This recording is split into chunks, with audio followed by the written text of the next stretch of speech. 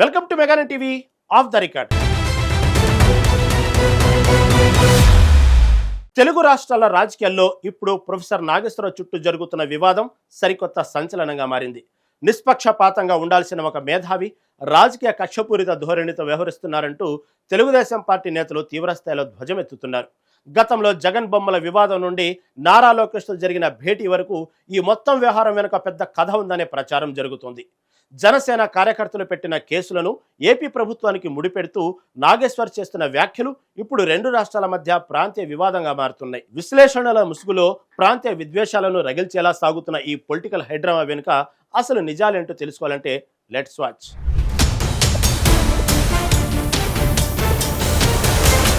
రాజకీయాల్లో ప్రత్యర్థి పార్టీల మధ్య వ్యతిరేకత, విభేదాలు ఉండడం చాలా సహజమైన విషయం. ప్రజాస్వామ్యంలో ఏ పార్టీకైనా మరొక పార్టీపై రాజకీయంగా కోపం ఉండడాన్ని మనం తప్పుపట్టలేం.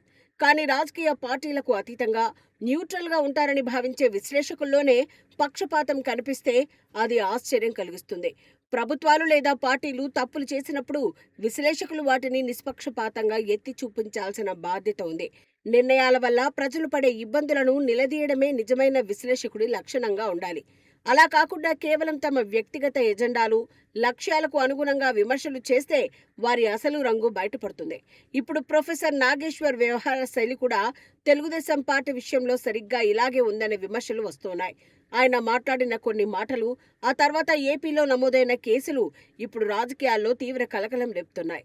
ఒక మేధావిగా గుర్తింపు పొందిన వ్యక్తి ఇలాంటి వివాదాల్లో చిక్కుకోవడం చర్చనీయాంశంగా మారింది. విశ్లేషకుల పేరుతో ఒక వర్గాన్ని మాత్రమే టార్గెట్ చేయడం ఆయనకున్న విశ్వసనీయతను దెబ్బతీస్తోందని కొందరు అభిప్రాయపడుతున్నారు.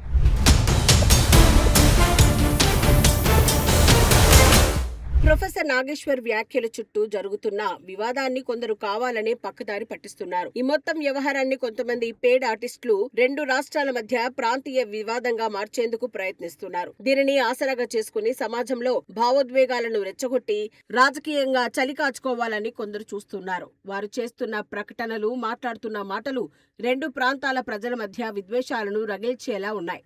నిజానికి ప్రొఫెసర్ నాగేశ్వర్ మాట్లాడిన మాటలు తప్పు అని మెజారిటీ వర్గాలు భావిస్తున్నాయి.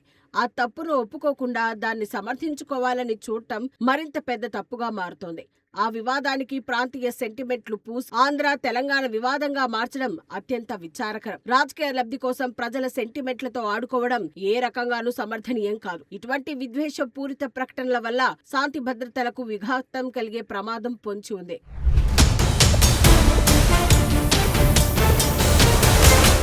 గతంలో వైసీపీ అధికారంలో ఉన్న సమయంలో భూముల హద్దు రాళ్లపై జగన్ తన బొమ్మలను చెక్కించుకున్నారు. ప్రభుత్వ నిధులతో వేసే రాళ్లపై ముఖ్యమంత్రి బొమ్మలు వేసుకోవడం ఏంటని అప్పట్లో టీడీపీ తీవ్రంగా ప్రశ్నించింది. ఆ సమయంలో ప్రొఫెసర్ నాగేశ్వర్ వింత వాదనను తెరపైకి తెచ్చారు. కరోనా సర్టిఫికెట్లపై ప్రధానమంత్రి నరేంద్ర మోదీ ఫోటో వేసుకున్నప్పుడు జగన్ బొమ్మలు వేసుకుంటే తప్పేంటని ఆయన ప్రశ్నించారు. హద్దు రాళ్లపై బొమ్మలను, అంతర్జాతీయ ప్రాధాన్యత ఉన్న కోవిడ్ సర్టిఫికెట్లపై ప్రధాని ఫోటోను ఒకే త్రాసులు వేయడం అందరినీ ఆశ్చర్యపరిచింది.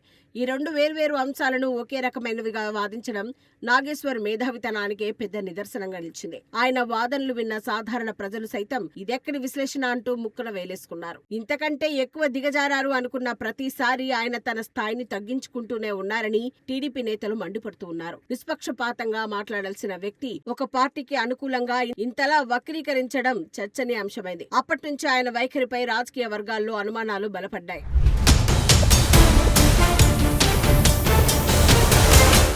నాడు జగన్ బొమ్మల వ్యవహారాన్ని సమర్థించిన నాగేశ్వర్ పై టీడీపీ శ్రేణులు తీవ్ర స్థాయిలో ఆగ్రహం వ్యక్తం చేశాయి. సోషల్ మీడియా ప్లాట్ఫామ్లలో ఆయనపై విపరీతమైన ట్రోలింగ్, విమర్శల వర్షం కురిసింది. ట్రోలింగ్ ను తట్టుకోలేక ప్రొఫెసర్ నాగేశ్వర్ స్వయంగా టీడీపీ జాతీయ ప్రధాన కార్యదర్శి నారా లోకేష్ ను కలిశారు. తనపై జరుగుతున్న సోషల్ మీడియా దాడులను ఆపాల్సిందిగా ఆయన లోకేష్ ను స్వయంగా విజ్ఞప్తి చేశారు. అయితే నాగేశ్వర్ చేసిన అభ్యర్థనకు నారా లోకేష్ నుంచి ఎలాంటి సానుకూల స్పందన రాలేదని సమాచారం. తప్పును సమర్థించినప్పుడు విమర్శలు సహజమే అన్నట్లుగా టీడీపీ నాయకత్వం వ్యవహరించింది. ఆనాటి నుంచి కడుపు మంటతో రగిలిపోతున్న నాగేశ్వర్ టీడీపీపై కక్ష గట్టారని కొందరు అంటున్నారు. ఆ పాత కోపాన్ని మనసులో పెట్టుకునే ఆయన నిరంతరం టీడీపీని టార్గెట్ చేస్తూ మాట్లాడుతూ ఉన్నారు. కేవలం వ్యక్తిగత అహంతోనే ఆయన ఈ స్థాయి విమర్శలకు దిగుతున్నారని విశ్లేషకులు భావిస్తున్నారు. లోకేష్ తన మాట వినలేదనే కారణంతోనే పార్టీపై ఈ స్థాయిలో మండిపడుతున్నట్లు స్పష్టమవుతోంది.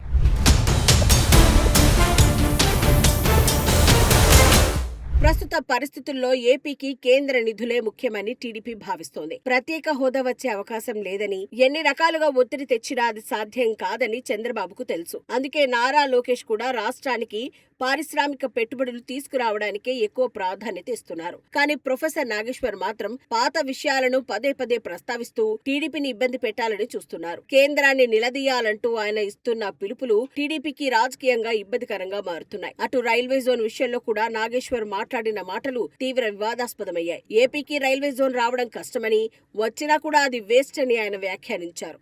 ఈ వ్యాఖ్యలను వైసీపీ నేతలు తమకు అనుకూలంగా మార్చుకుని సోషల్ మీడియాలో జోరుగా ప్రచారం చేస్తున్నారు. రాష్ట్ర ప్రయోజనాల కంటే టీడీపీని ఇరుకున పెట్టడమే లక్ష్యంగా నాగేశ్వర్ మాటలు ఉన్నాయని దేశం నాయకులు ఆగ్రహిస్తున్నారు.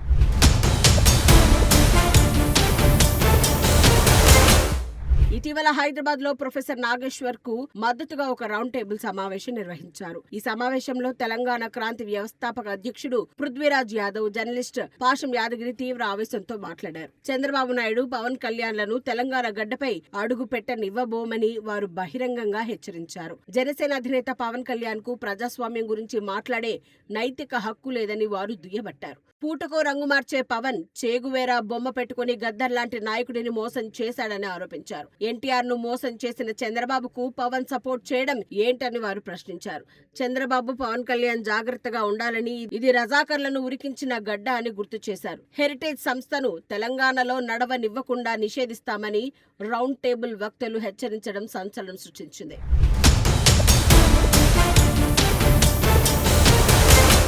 కొంతమంది జనసేన కార్యకర్తలు పెట్టిన కేసులను ఆంధ్ర ప్రభుత్వమే పెట్టినట్లు నాగేశ్వర్ చిత్రీకరిస్తున్నారు. తనకు అనుకూలంగా ఉండే మేధావులతో కూడా తప్పుడు ప్రచారం చేయిస్తూ సానుభూతి కోసం ప్రయత్నిస్తున్నారు. ఈ కేసులను ఎదుర్కోవడానికి తానేదో వీరోచిత పోరాటం చేస్తున్నట్లు ఆయన బిల్డప్ ఇస్తున్నారని విమర్శలు ఉన్నాయి. ప్రాణం పోయినా ప్రశ్నిస్తూనే ఉంటానంటూ ఆయన చెబుతున్న సినిమా డైలాగులు చాలా ఎబ్బెట్టుగా ఉన్నాయి. అసలు ఈ అరెస్టుల ప్రస్తావనను, భయాలను సమాజంలోకి తీసుకొచ్చిందే మొదట ప్రొఫెసర్ నాగేశ్వర్. తన శిష్యులు ఎవరో చెప్పారని ఆయన సోషల్ మీడియాలో మొదలు పెట్టడం వల్లే ఈ అల్లరి అంతా రేగింది. అసలు అలాంటి అరెస్టుల ఆలోచనే లేదని ఏపీ ప్రభుత్వమే అధికారికంగా క్లారిటీ ఇచ్చింది. అయినప్పటికీ నాగేశ్వర్, ఇతర మేధావులు ఆ వివరణను అస్సలు పట్టించుకోవడం లేదు. వాళ్ళ ధోరణిలోనే వాళ్ళు ఆవేశపూరిత స్టేట్మెంట్లు ఇస్తూ వాతావరణాన్ని మరింత పాడు చేస్తున్నారు. వివాదాన్ని ఆపాల్సింది పోయి నాగేశ్వర్ మౌనంగా ఉండి ప్రోత్సహించడం చూస్తూ ఉంటే దీని వెనుక పెద్ద వ్యూహమే ఉన్నట్లు కనిపిస్తోంది.